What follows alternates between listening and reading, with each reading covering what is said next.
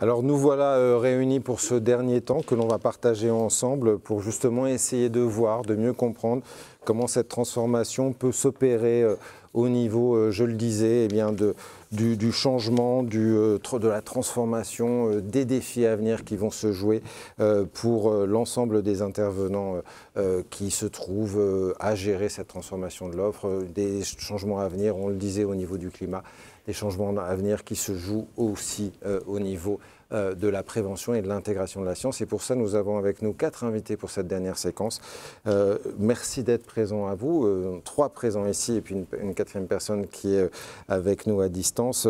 Avec nous, Maria Baglali, bonjour. Vous êtes psychologue, vous travaillez beaucoup depuis longtemps. Psychiatre, bien sûr.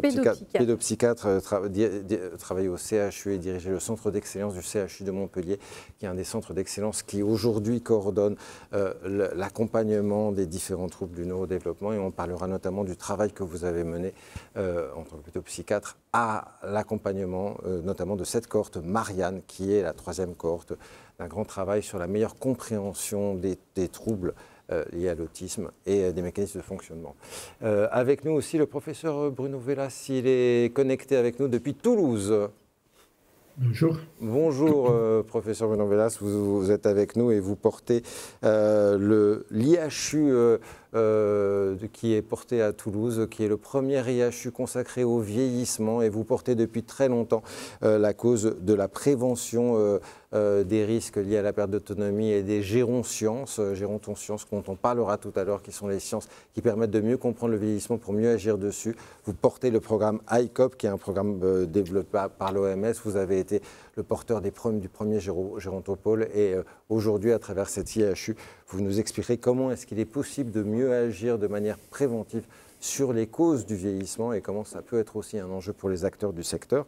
Avec nous aussi, Basile Ché, bonjour. Bonjour. Vous travaillez à l'INSERM et vous êtes porteur de tout un grand programme de réflexion autour des changements climatiques et des impacts sur la santé. Vous nous parlerez de la manière dont ces changements climatiques peuvent affecter la santé des personnes en situation de handicap. Et Benjamin Leroux, merci d'être avec nous. Vous portez le centre de preuves qui a été évoqué, de ressources et de preuves qui a été évoqué tout à l'heure à la CNSA et qui vient aujourd'hui en appui pour mieux structurer et accompagner les programmes de prévention dans la perte d'autonomie. On en parlera bien évidemment dans quelques instants. Je voudrais commencer avec vous, Maria, et commencer sur le champ du handicap et des troubles psychiques liés au neurodéveloppement sur lesquels aujourd'hui la science a beaucoup avancé depuis une vingtaine d'années et permet de penser la connaissance et la prévention de ces troubles, ou tout du moins de leur développement, de manière beaucoup plus importante. Il y a une caractérisation des phénomènes qui s'est opérée depuis une vingtaine d'années par les recherches que notamment vous et d'autres ont portées. On comprend mieux ces troubles, on comprend mieux leurs origines et on comprend mieux leur développement. Comment la science, sur ces 20 dernières années, a permis de mieux caractériser ce que sont ces troubles et a permis de mieux comprendre les facteurs qui construisent leur développement? Effectivement, depuis 20 ans, il y a des évolutions très importantes, des progrès dans la compréhension, dans la caractérisation, comme vous venez de le dire, mais aussi dans la compréhension des facteurs de risque et des facteurs de protection vis-à-vis des trajectoires de vie, des trajectoires évolutives dans les troubles du neurodéveloppement, dont il faut quand même souligner immédiatement qu'ils sont ils ont des points communs, mais ils sont extrêmement différents les uns des autres. Et peut-être qu'une explication pour expliquer ces progrès réside dans les changements à la fois de concept, de paradigme, mais aussi de méthode. C'est-à-dire qu'on est passé d'une approche transversale, descriptive, observationnelle, j'allais dire presque du constat, ce qui était nécessaire au début des recherches, souvent portée par une ou deux disciplines, à une approche qui est longitudinale, prospective, multidimensionnelle, interdisciplinaire et qui implique de prendre en compte des variables extrêmement nombreuses qui sont dans le champ des troubles du neurodéveloppement, à la fois dans la dimension médicale, biologique, génétique, dont on sait qu'on trouve là des facteurs de risque très importants, mais aussi dans le champ sociétal, dans le champ des environnements.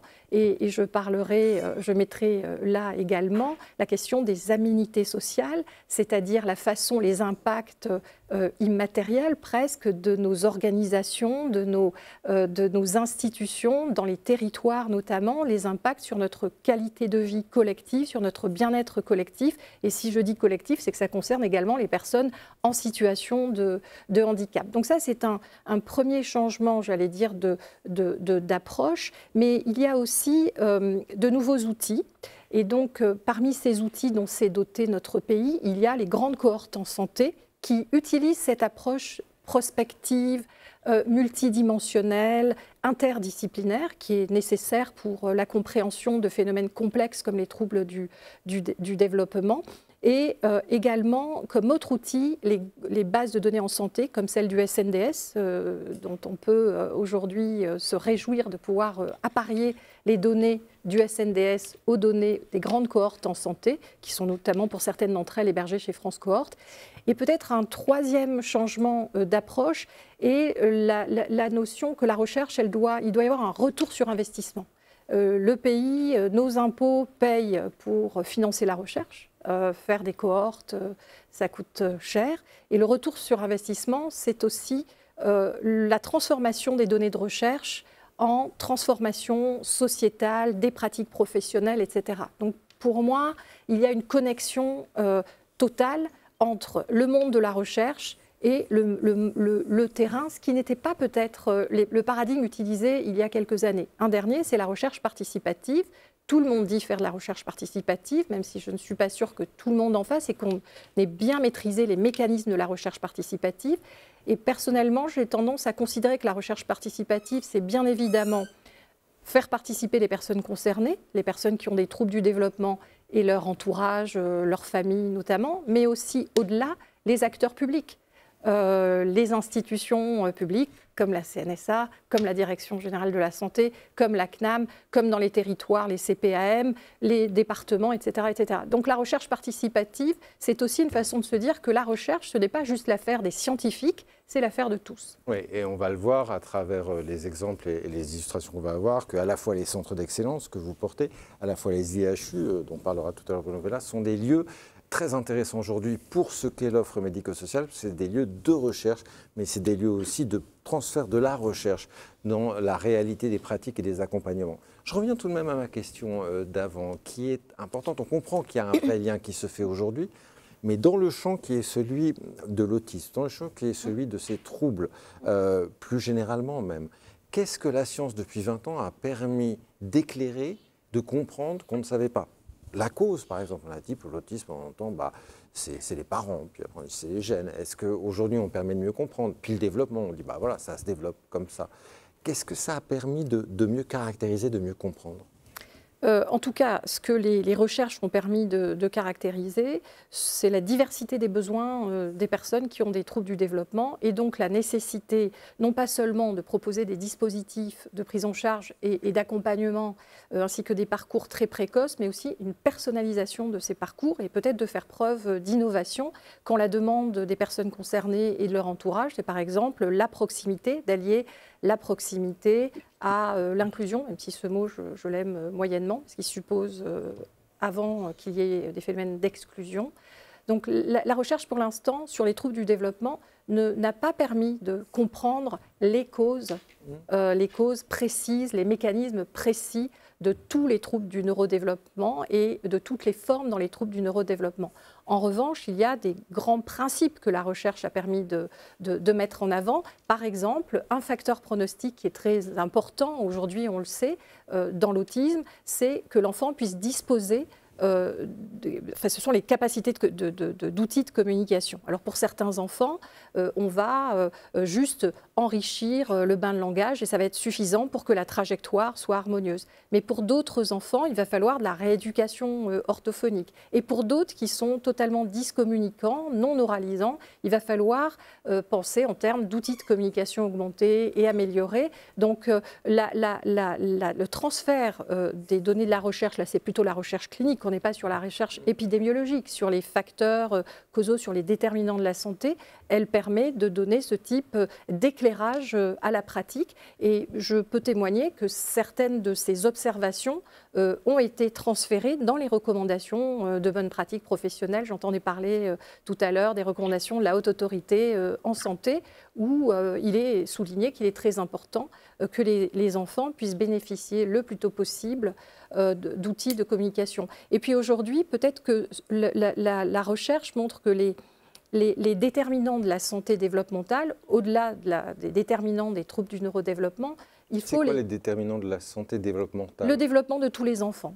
Et les déterminants de cela, ça veut dire c'est ce qui fait qu'on va avoir un développement différencié? Un développement, exactement. Eh bien, ces déterminants, on les recherche aujourd'hui, même si on envisage une perspective vie entière, même pour certaines pathologies, conditions, difficultés adaptatives, maladies qu'on retrouve lorsque les personnes avancent en âge et sont âgées, eh bien ces conditions, souvent il faut aller les rechercher dans la période périnatale. On regarde les expositions, ça c'est le travail des épidémiologistes, durant cette période dite des 1000 jours, qui est un concept qui a été mis en avant par l'Organisation mondiale de la santé, et on va s'intéresser à des facteurs, bien sûr, à des facteurs biologiques, mais aussi à des facteurs environnementaux. On va parler du climat, peut-être au-delà du climat, de l'impact des modifications du climat sur la pollution atmosphérique, les particules fines. Tout ça, ça se traduit par un impact sur la santé fétale et ensuite sur la santé développementale. C'est ce que vous porte la cohorte Marianne qui est Absolument. En cours sur 12 ans, 6 ans aujourd'hui,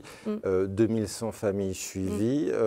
Elle est là pour étudier depuis ces 1000 premiers jours et sur 12 ans un peu les facteurs et la manière dont les expositions se font pour mieux comprendre comment se font et se différencient les développements. Absolument. Et la cohorte Marianne, je crois elle porte une certaine forme d'innovation en remettant dans la santé développementale les troubles du neurodéveloppement. Vous voyez, c'est une certaine forme de réinclusion. C'est-à-dire qu'on ne peut pas différencier la question de la santé développementale de la santé chez les enfants qui développent un trouble du neurodéveloppement. Donc cette cohorte est une cohorte prénatale.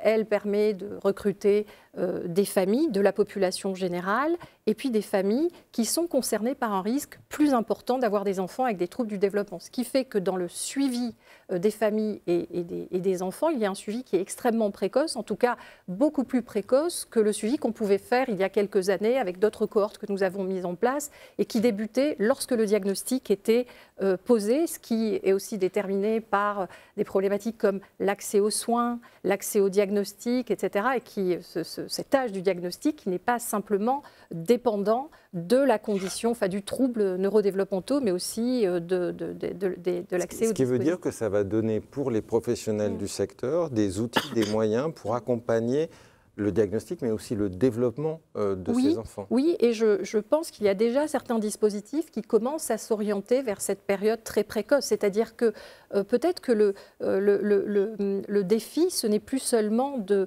proposer un accompagnement lorsque des difficultés sont diagnostiquées, mais de proposer un soutien au développement, dès lors que les inquiétudes des parents sont formulées, accompagnées ou pas d'ailleurs dans certains cas d'inquiétudes des professionnels en soins primaires qui sont chargés de la surveillance développementale, parce que c'est organisé comme ça dans notre pays. Donc oui, il y a un changement de paradigme, mais il y a une vraie réflexion sur, il s'agit vraiment de prévenir les évolutions qui ont un impact sur la qualité de vie et le bien-être de l'enfant qui a des troubles du développement, et puis sur toute sa famille, parce qu'on sait que ce sont des conditions qui ont des impacts écosystémiques. Donc on peut agir tôt, très tôt, et on agit sur l'évolution, sur le développement.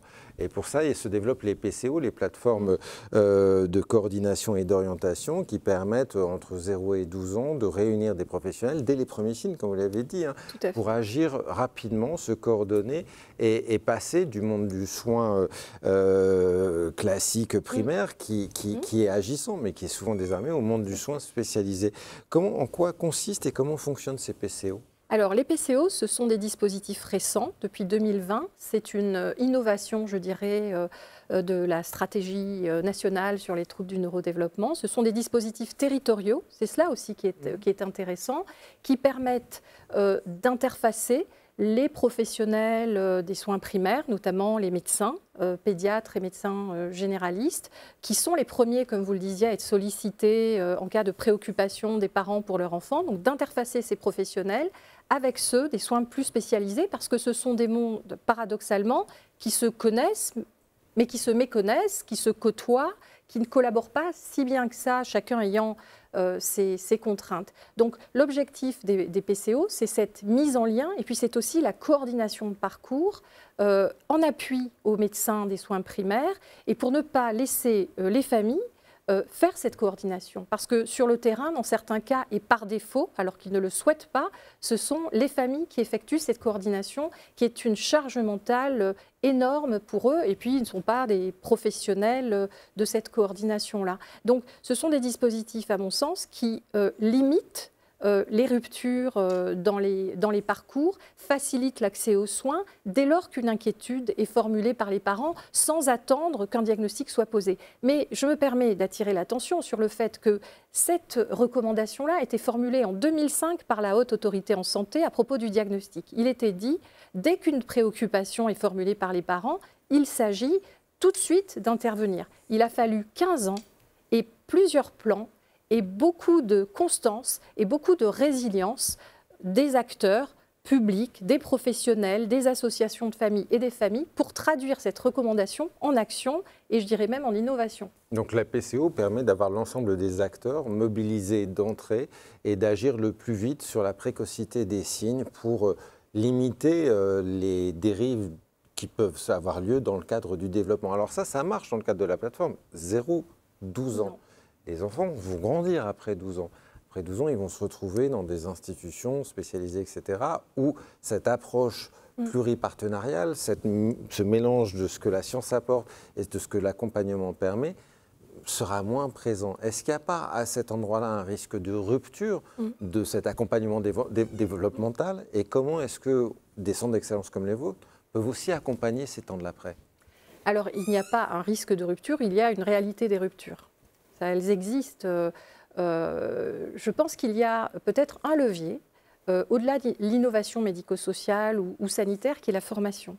La formation ensemble des acteurs du champ pédiatrique et des acteurs du champ de la transition, c'est-à-dire le passage de l'adolescence à l'âge adulte, puis des acteurs du monde adulte. C'est quelque chose que nous faisons, par exemple, au Centre de ressources autisme, où nous réunissons dans ce que nous appelons les groupes d'intervision, pour éviter le terme de supervision, où il y a les sachants et les apprenants.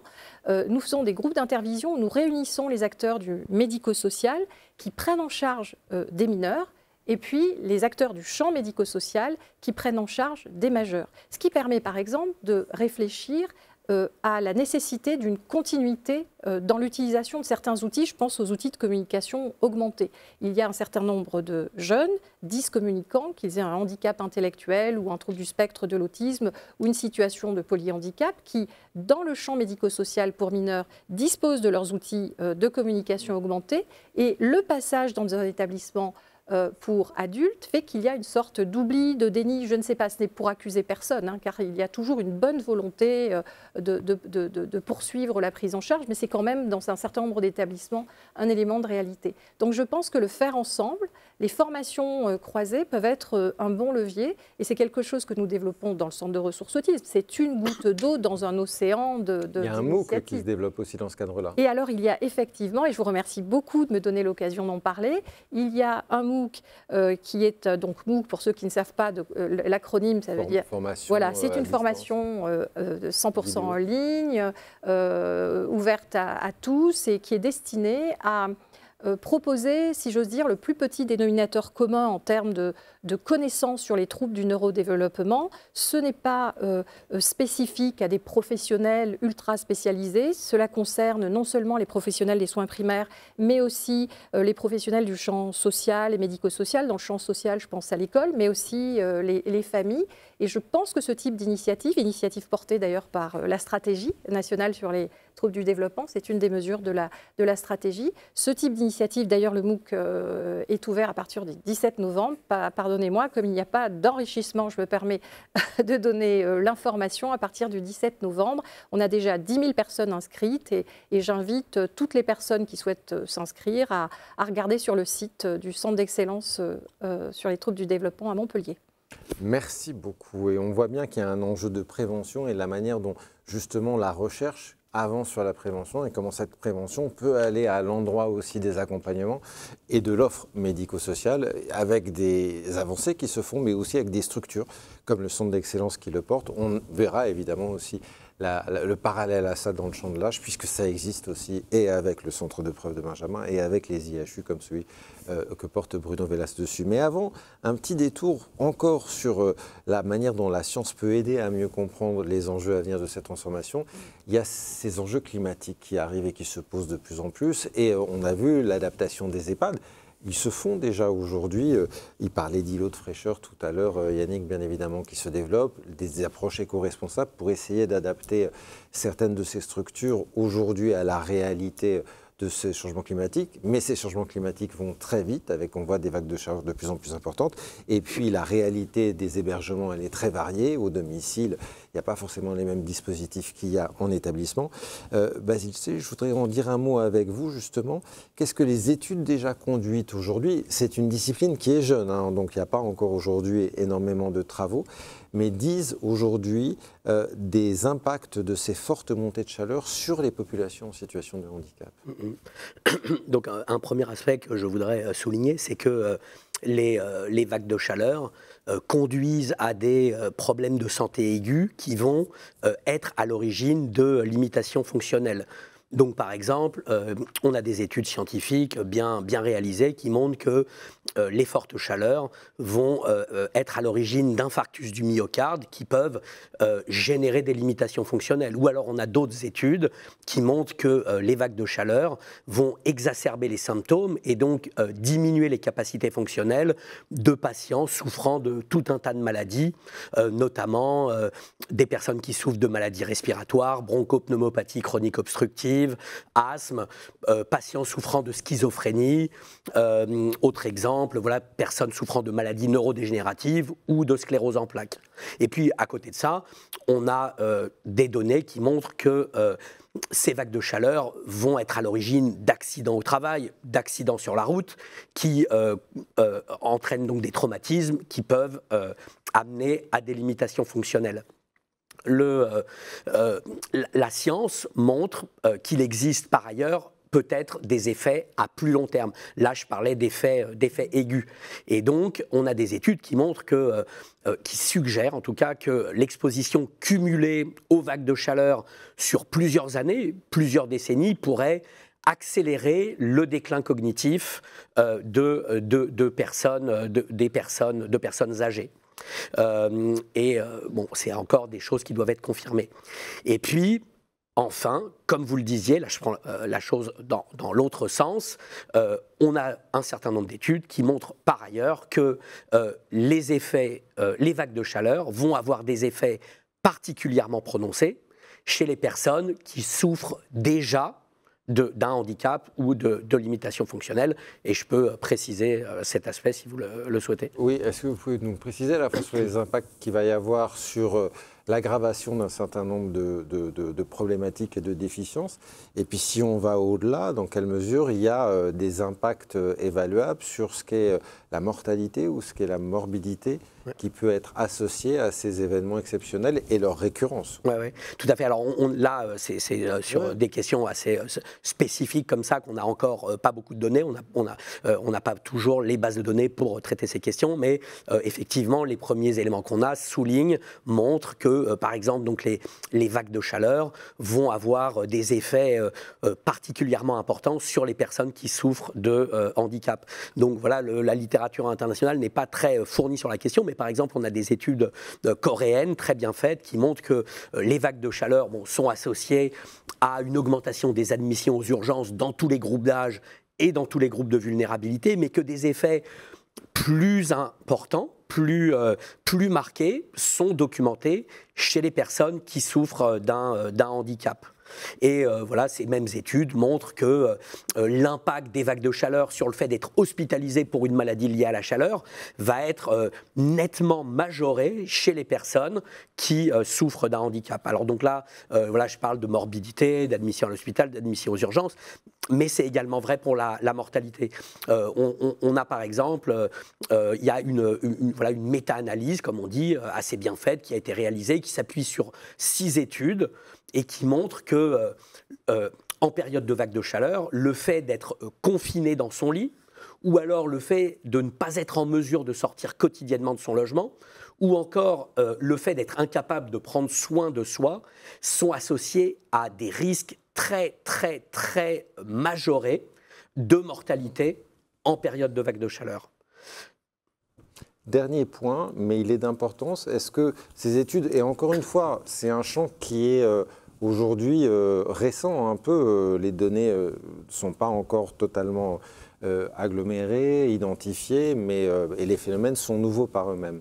Et ces publics sont des publics particuliers aussi à regarder. Mais est-ce que les études permettent d'identifier, voire d'évaluer l'impact d'un certain nombre d'actions, de mesures de prévention, de politiques publiques qui permettraient d'agir sur ces publics vulnérables face à ces manifestations exceptionnelles? Oui, alors je ne sais pas si on en est à l'évaluation de politique, on en est déjà, on en est plus à l'identification, voilà, de politique qu'il faudrait conduire. Et effectivement, voilà, on peut, en regardant toute la littérature qui existe, on peut voilà, en conclure que les politiques publiques devraient tenir compte des difficultés que les personnes en situation de handicap vont rencontrer aux différentes étapes du processus, avant les événements climatiques extrêmes, avant leur survenue, pendant et après ces événements climatiques extrêmes. Donc avant la survenue de l'événement, on a un certain nombre d'études. Alors là, il y a des études sur les vagues de chaleur, il y a aussi des études américaines, par exemple l'ouragan Katrina, ce genre de choses, des grands feux de forêt, qui montrent que les personnes qui sont en situation de handicap eh bien, sont en fait moins préparées à ces situations d'urgence. Donc il y a des études qui, par exemple, vont aller voir le trousseau d'urgence que les gens ont à la maison et vont observer que les personnes en situation de handicap ont moins d'articles d'informations. Non, alors là, je parle vraiment de l'équipement, des articles d'urgence pour faire face à un événement climatique extrême, à une situation d'urgence. Or, les experts soulignent que les personnes qui souffrent d'un handicap ne devraient pas être moins préparées, mais plutôt plus préparées à ces situations d'urgence, puisqu'elles sont moins en mesure de réagir dans l'urgence pour effectuer les préparatifs nécessaires. Un autre aspect, c'est que les personnes qui souffrent de handicap, en fait, ont une perception accrue des risques liés aux événements climatiques extrêmes et ont un degré plus élevé de vulnérabilité perçue. Or, voilà, le fait d'aller chercher des informations, ou au contraire de refuser d'accéder à des informations est tout à fait critique quant à la capacité de s'adapter à ces événements. Et donc, on a même des études où les personnes qui souffrent d'un handicap déclarent éviter d'être confrontés aux informations pour éviter de la peur ou de l'anxiété. Donc ça, c'est la préparation. Pendant l'événement climatique extrême, eh bien, les personnes qui souffrent de handicap ont un moindre accès aux dispositifs mis en place pour aider les populations dans l'urgence. Donc les systèmes d'ailleurs qui sont conçus pour aider ces populations ne sont pas toujours adaptés en termes d'accessibilité à ces populations. Et voilà, ça va jusqu'à l'accès aux dispositifs d'évacuation. Voilà, des études américaines montrent que des personnes avaient une accessibilité diminuée à ces éléments. Autre élément, pendant ces événements climatiques extrêmes, les équipements individuels qui permettent de compenser le handicap peuvent être perdus, endommagés, ce qui va encore compliquer la situation de ces personnes. Troisième élément, certaines personnes qui souffrent d'un handicap vont être dépendantes d'une source d'alimentation électrique fiable. C'est les personnes qui ont besoin d'un respirateur, d'un appareil de dialyse, et là, ça les expose à vraiment des dangers très, très très important.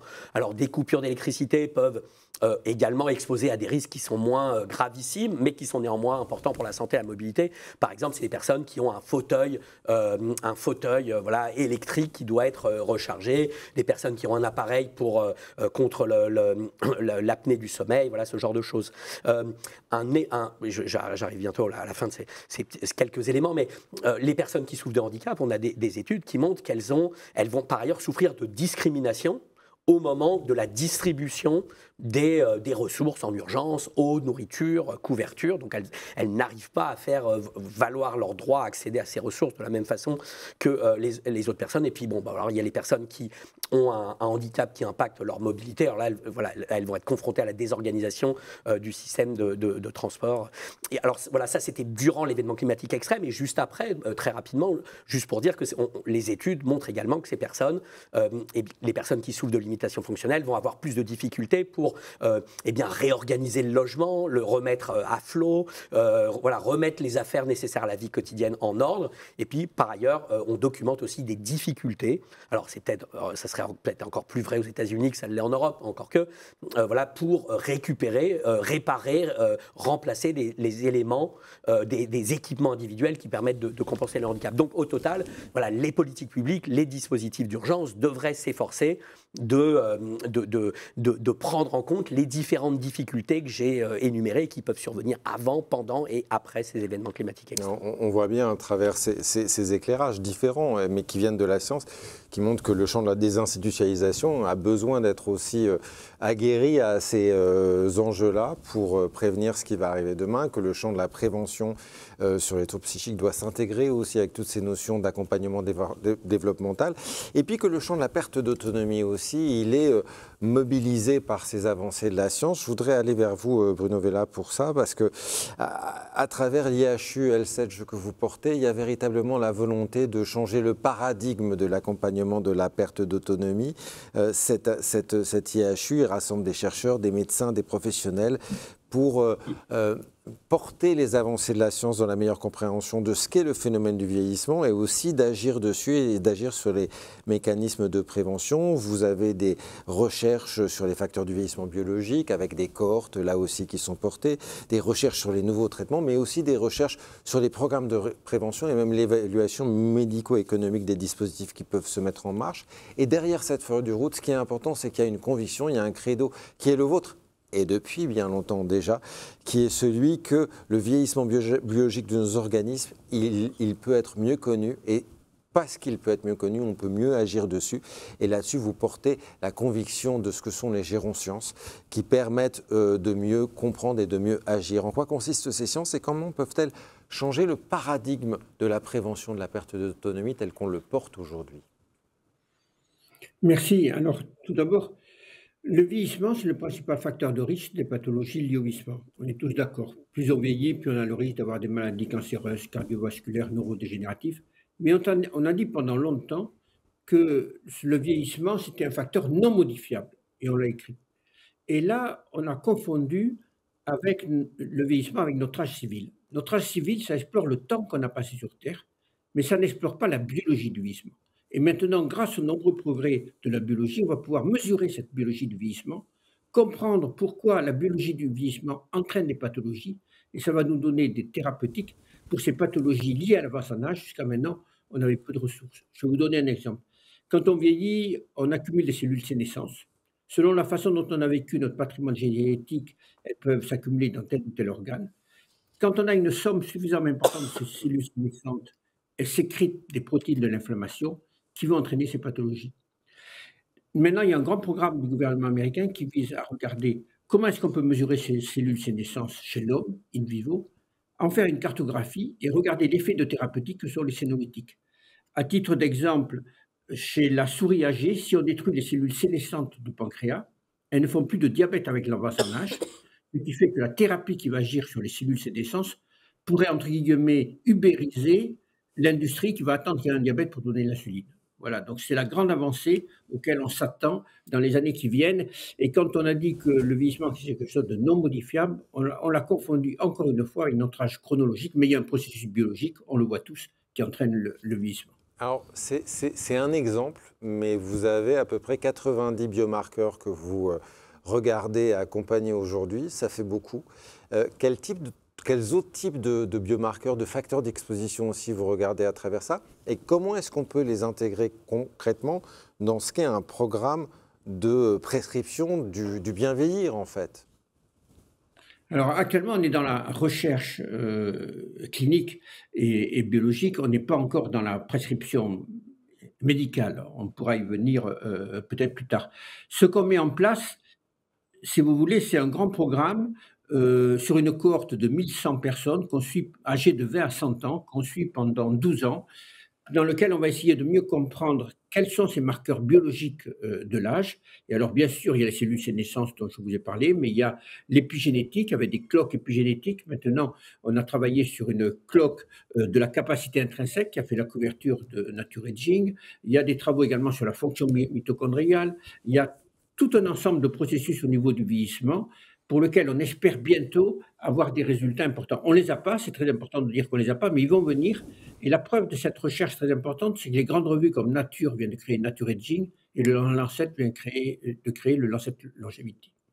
Ce qui est intéressant, c'est ça fait résonance avec ce que posait Amaria tout à l'heure, c'est qu'il y a la recherche d'un côté, puis de l'autre côté, il y a la manière dont la recherche va à la réalité de l'accompagnement et des enjeux de prévention auprès des acteurs. C'est un peu les PCO. Et vous, c'est un peu ce que porte ICOP. ICOP qui est un programme conçu par l'OMS au niveau international pour améliorer la prévention de la perte d'autonomie que vous avez porté au niveau français, qui s'est déployé dans 9 régions de manière expérimentale et qui va aujourd'hui se généraliser. ICOP veut justement agir au niveau de différents facteurs de risque de la prévention pour mieux mobiliser les acteurs sur les vrais enjeux, sur les enjeux clés là-dessus. En quoi consiste ICOP et en quoi ICOP va permettre justement d'opérationnaliser, si je puis dire, ces recherches que vous portez? Alors, si vous voulez, tout d'abord un rappel. On va vivre bientôt 30% de notre vie après 60 ans.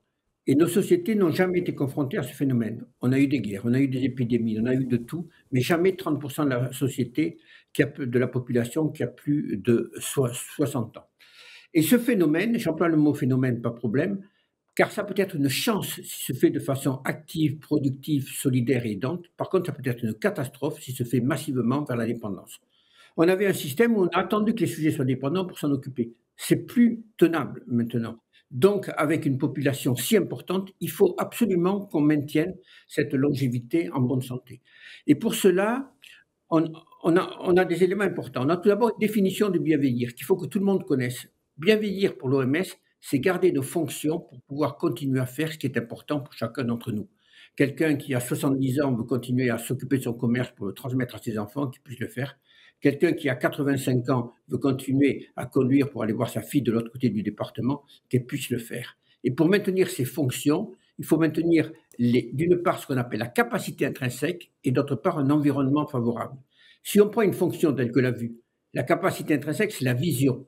Mais la fonction, c'est le résultat de la vision plus l'environnement. Si vous avez une bonne vue, mais que c'est mal éclairé, vous y voyez mal. Si vous avez une mauvaise vue, mais de bonnes lunettes, et que c'est bien éclairé, vous y voyez bien. Donc l'OMS a identifié 6 fonctions essentielles à maintenir pour bien vieillir, que sont la vue, l'audition, la mémoire, le bien-être psychique, la mobilité et la nutrition. Et l'OMS a prévu un programme qui vise à évaluer ces différentes fonctions, et cela de façon intégrée, car chacune va retentir sur une autre, essayer de comprendre la cause s'il y a une perte de ces fonctions, pour mettre en place un programme de prévention et monitorer ces fonctions. C'est ça le programme ICOP. Et le I de ICOP, il veut dire intégrer, c'est-à-dire qu'on ne va pas simplement voir l'ophtalmo, on ne va pas simplement voir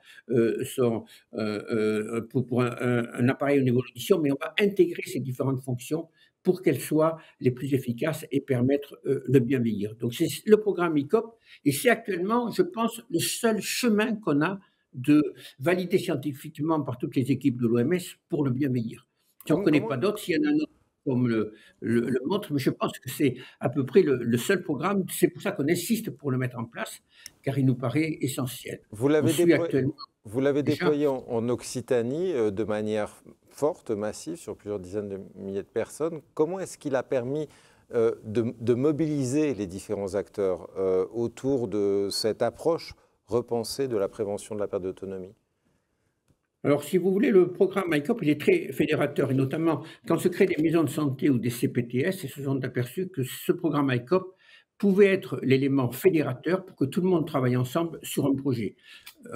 La longévité en santé, bien vieillir, ça intéresse tout le monde. Les gens savent maintenant qu'ils ont une espérance de vie de 20 à 30 ans, mais ils ont tous vécu la dépendance chez un proche. Donc, ils sont tous très préoccupés par ce phénomène.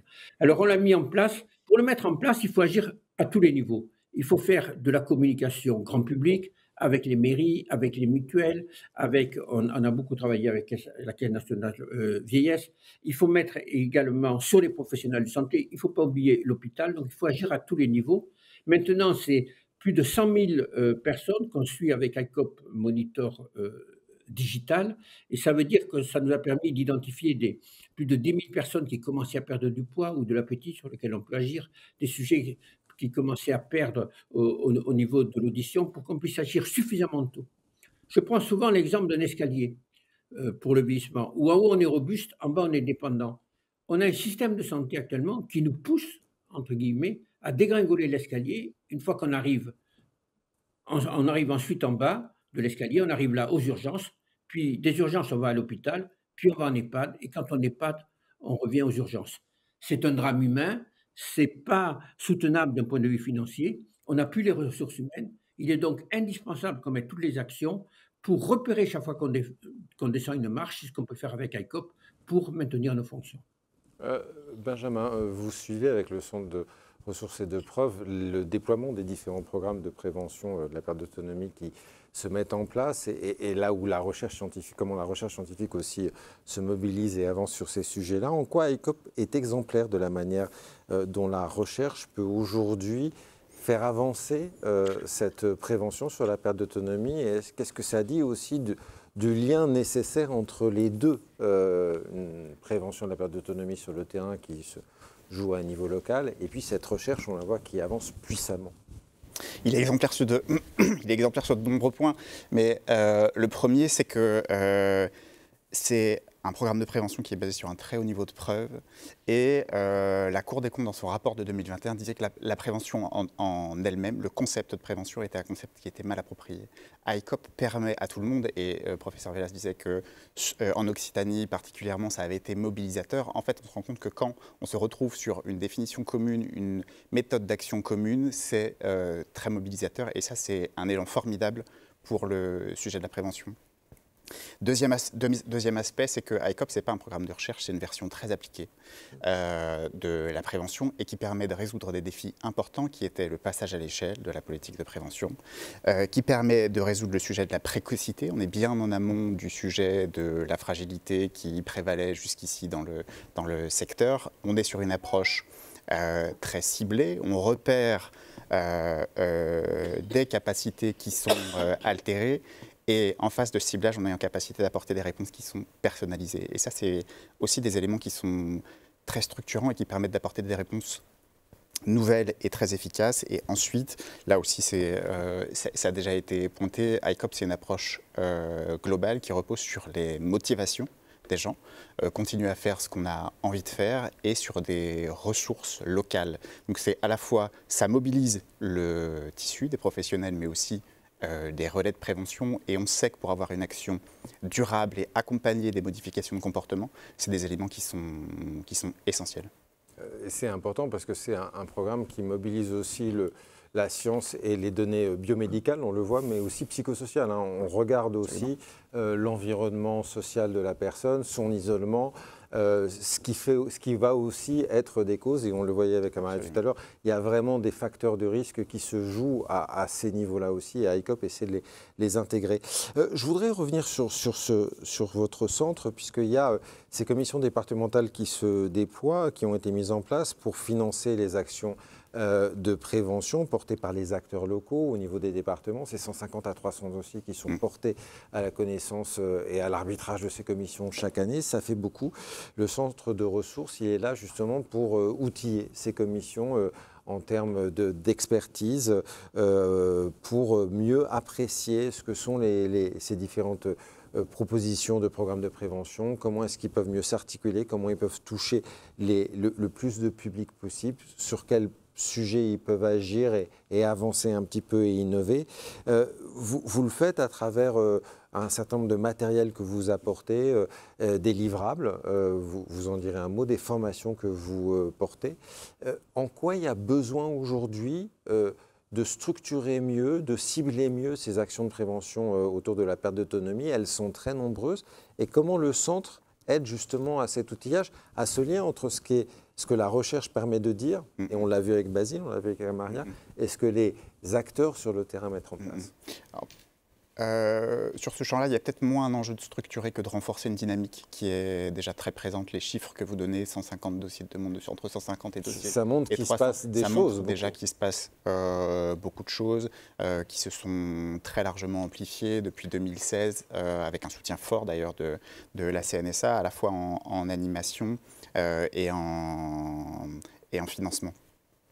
Le centre de ressources et de preuves a permis, avec maintenant se mettant au service de la conférence nationale de l'autonomie qui a été lancée au mois de juillet, de se dire sur ce sujet de la prévention, il y a 3 leviers principaux qu'il faut qu'on essaye d'activer ou dont on doit mobiliser, sur lesquels il faut qu'on mobilise des ressources validées pour avoir le plus d'impact possible. On se pose beaucoup la question et on met à disposition des ressources sur le sujet du public. On se rend compte aujourd'hui, et là aussi c'est documenté, que malheureusement, cette politique de prévention bénéficie assez peu aux personnes qui en ont le plus besoin et malheureusement, ce mécanisme fait qu'il renforce les inégalités sociales et territoriales de santé. Il y a un sujet autour de l'offre, vous l'avez très bien dit, il y a entre 150 et 300 demandes de subventions qui parviennent aux commissions des financeurs de la prévention de la perte d'autonomie. Il faut qu'on accompagne cette offre dans une forme de montée en efficacité. Il faut que cette offre soit davantage étayée, donc davantage adossée à des connaissances scientifiques ou à des données probantes. Il faut qu'on arrive à généraliser la pratique de l'évaluation, se poser la question de qu'est-ce que mon action peut changer pour les personnes qui en bénéficient. Et puis, parce qu'il y a plein d'initiatives prometteuses dans les départements qui sont malheureusement méconnus, il faut qu'on soit en capacité d'accompagner ces initiatives prometteuses pour les faire passer à l'échelle ou les essaimer. En face de ça, c'est un triptyque, le public, l'offre, il faut qu'on accompagne aussi les financeurs dans l'aide à l'identification des actions les plus prometteuses, comment est-ce qu'ils arrivent à s'en sortir avec ce volume de dossiers qui leur parvient en un temps très court, qu'ils doivent étudier en un temps très court, comment est-ce qu'on les accompagne dans une forme de discrimination la plus utile et la plus pertinente pour choisir les actions qui auront le plus d'impact ou le plus de bénéfices pour les personnes qui participeront, les futurs usagers, les futurs bénéficiaires de ces actions de prévention. La prévention de la perte d'autonomie, elle se joue par toutes ces actions de terrain. Elle va se jouer par la force des choses de plus en plus. On le voit depuis ce matin dans les missions des professionnels en exercice, dans les missions des structures aussi et des EHPAD. On parle beaucoup de mettre en place de la prévention de la perte d'autonomie dans les résidences, les habitats intermédiaires. Est-ce que ça va aussi se jouer, est-ce que ça va aussi ruisseler dans de nouvelles missions, de nouveaux champs, et comment ces acteurs-là peuvent aussi s'emparer de cette dynamique? Ouais, enfin, ça va, oui, parce que on le voit avec la puissance de dispositifs tels que ICOP ou ce que vous faites sur d'autres champs. Vraiment, la prévention, en tout cas, nous, on en est convaincus, c'est l'avenir. Il y a des outils qui se structurent. C'est le sens de l'histoire, c'est plus qu'une question de temps. Il y a déjà des choses qui existent dans les établissements. La CNSA finance, par exemple, le forfait autonomie qui permet d'accompagner les résidences autonomie sur ce sujet-là. Il y a eu le plan anti-chute, par exemple, qui a été très mobilisateur et dont les EHPAD se sont beaucoup emparés. Après, dans cette logique centre de ressources et de preuves, on parle finalement plus d'une méthode de travail, c'est-à-dire ce sujet du public, de l'offre, du financement, on peut le retrouver dans d'autres politiques publiques. Et si on prend encore cette partie davantage méta, qui est comment est-ce qu'on adosse des politiques publiques à de la connaissance scientifique, là c'est un sujet sur lequel tout le monde peut se retrouver.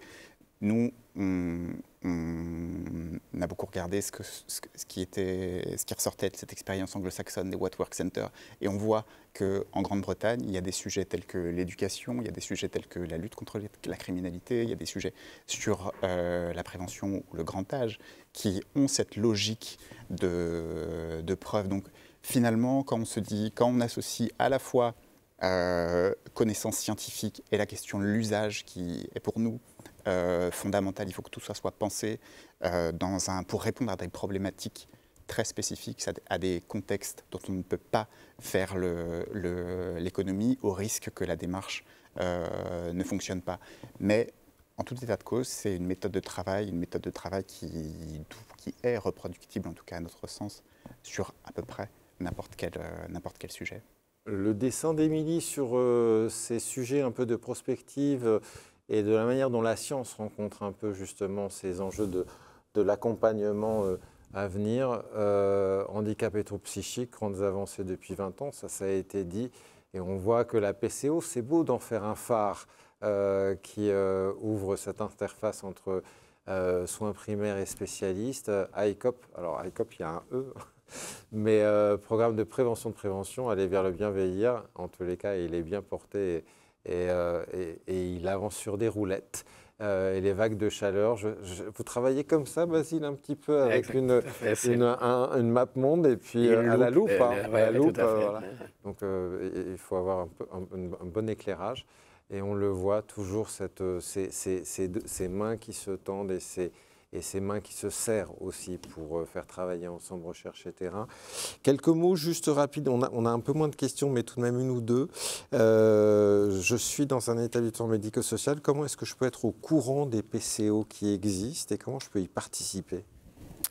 Alors, je ne sais pas si la question est de participer en tant qu'usager qui donne son point de vue. Ce sont des professionnels. Ça. Ce sont des professionnels, d'accord. Alors, les PCO, les professionnels qui adressent aux PCO sont les médecins de soins primaires, c'est-à-dire les médecins généralistes, les médecins pédiatres, les médecins de PMI et les médecins scolaires.